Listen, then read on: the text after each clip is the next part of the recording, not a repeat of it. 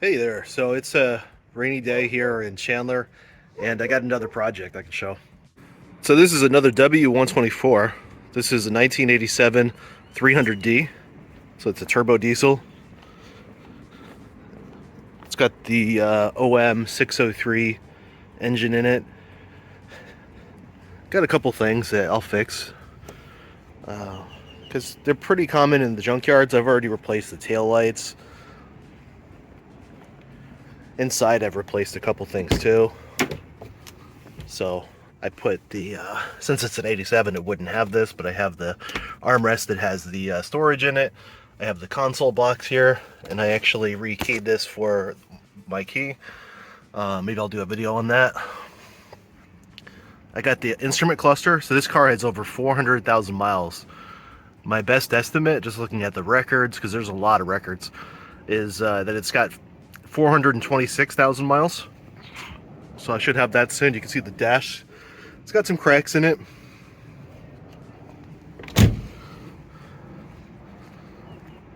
So I just got done taking the belly pan off and just cleaning up under here with some rags, because there's just tons of oil and everything. So I went through a whole roll of the you can see all the shit all over the floor. I went through a whole roll of the shop towels, just those blue shop towels. So yeah, this has got some stuff that I'll definitely need to fix. Pretty much I've just done like a diesel purge on it. I got some European headlights, the glass ones inside. I'm just waiting on light bulbs.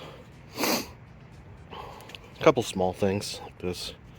But overall I got the car for $2,000.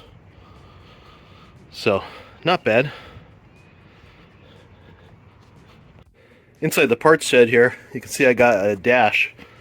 So I pulled this from 1995. So it is a little different. I took all the bolts and stuff like that for where the glove box would go, but this one had the airbag there. I think it's universal. The only difference I'm aware of is that this has the wood on it, where the older ones don't have the wood on it. So basically I should be able to take the wood components, send them out, get it refinished. And yeah, down here too I have a Sportline steering wheel. So I got this at the junkyard yesterday, so it's in really good shape. I just need to get the contact ring, the right contact ring for it, and then I'll be able to put it in. Because right now it's got the W126 steering wheel and contact ring, which does not fit in here. So I'll have to show that in a video too. Here's the belly pans.